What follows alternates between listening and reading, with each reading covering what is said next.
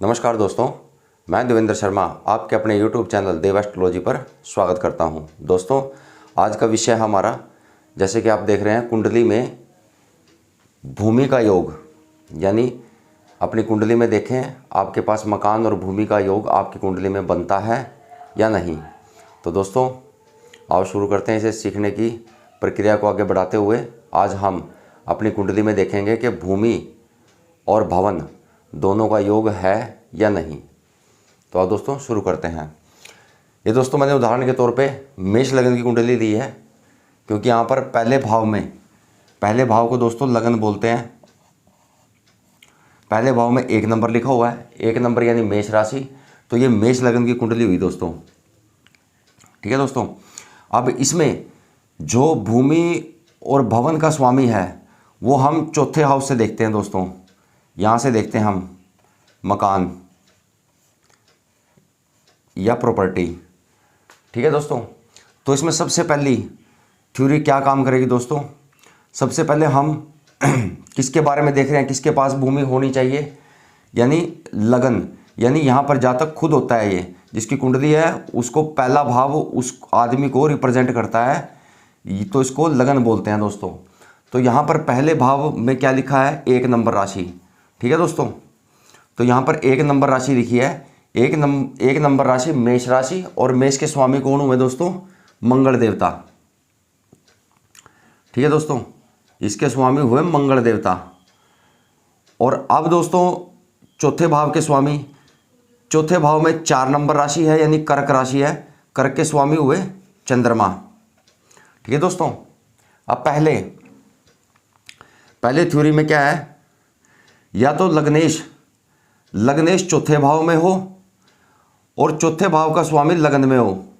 यानी दोस्तों मंगल देवता यहाँ पे हो और ये चंद्रमा देवता यहाँ पर हो, तो एक बड़ा सुंदर योग बनता है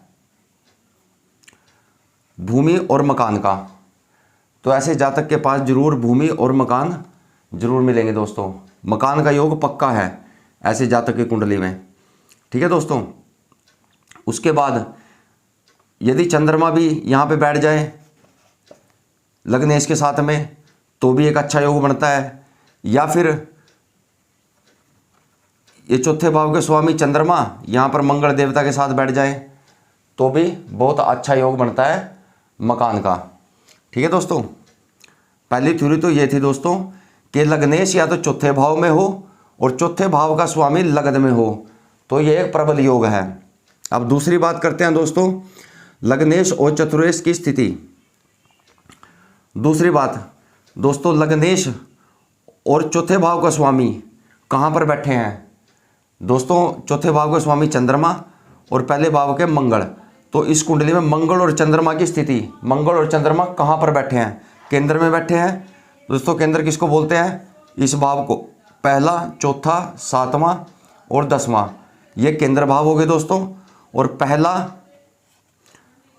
5वां और 9वां ये त्रिकोण हो गए। अगर जो दोस्तों लग्नेश और चतुरेश यानी चौथे भाव का स्वामी और लगन का स्वामी दोनों केंद्र में बैठे हों कहीं भी, या त्रिकोण में बैठे हों, तो भी एक बहुत बढ़िया योग बनाते हैं। एक जबरदस्त योग होता है वो भी मकान सुख का। ठीक है दोस्तों, अब दोस्तों तीसरी बात,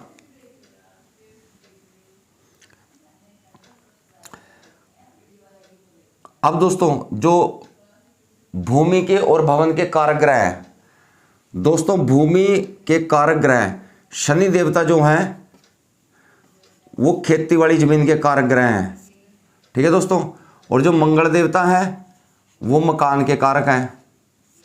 ठीक है दोस्तों, अब यदि कुंडली में, अब यहां पर लग्नेश हुए मंगल देवता, यानी मंगल देवता के साथ अगर जो मंगल देवता इस कुंडली के तो लग्नेश है ही है, ठीक है, तो मंगल भूमि के भी कारक हो गए, मकान के कारक हो गए। अगर जो इसके साथ में शनि देवता बैठ जाएं, ठीक है दोस्तों, या साथ में चंद्रमा देवता बैठ जाएं और केंद्र में बैठ जाएं वो, या त्रिकोण में बैठ जाएं, तो बड़ा प्रबल योग होता है उस जातक के पास। मकान भी होगा और खेती की ज़मीन भी होगी। ठीक है दोस्तों, उसके पास जो खेती करने वाली ज़मीन है वो भी होने की पूरी संभावना है यदि शनि देवता लग्नेश के साथ बैठ जाएं या चतुरेश के साथ बैठ जाएं या चौथे भाव के स्वामी के साथ बैठ जाएं।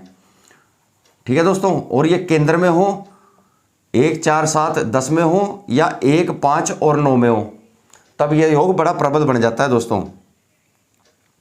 अगली बात में शनि मंगल की युति हो और लग्नेश या चतुरेश साथ में हो। ठीक है दोस्तों, जैसे मैंने बताया।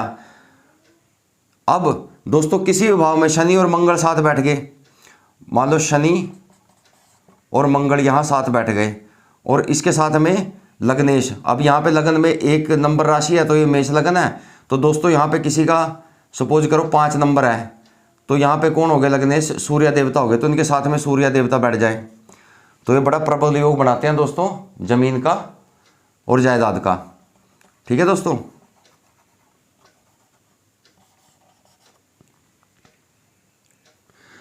और एक दोस्तों चौथे भाव पर शुभ ग्रहों की दृष्टि हो, यानी ये चौथा भाव है दोस्तों, इसके ऊपर शुभ ग्रहों की दृष्टि हो।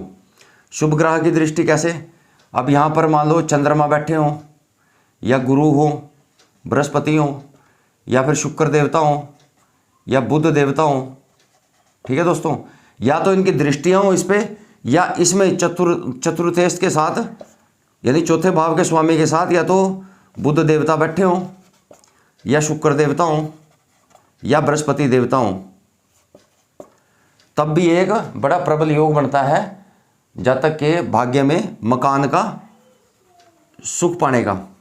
ठीक है दोस्तों,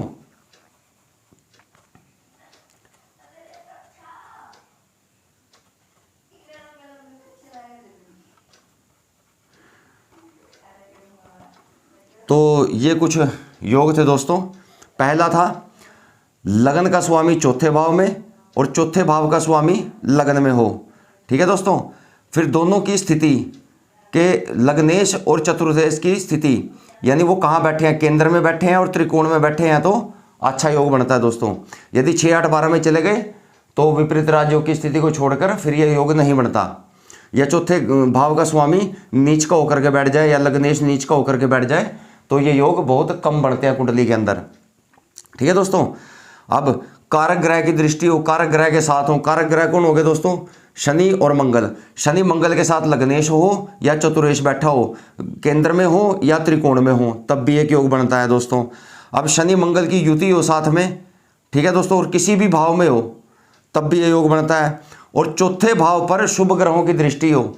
शुभ ग्रह यानी बृहस्पति, शुक्र देवता, बुध देवता और चंद्रमा देवता, इनकी दृष्टि यदि चौथे भाव पर पड़ती हो या चौथे भाव के अंदर ही ये विराजमान हो तो एक प्रबल योग बनता है भूमि का।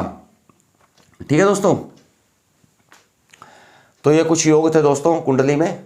आप अपने अपनी कुंडली उठाएं और उसको एनालाइज करें कि हमारी कुंडली में भूमि वाहन का सुख है या भूमि खेती की ज़मीन, ठीक है, और मकान का सुख है या नहीं है।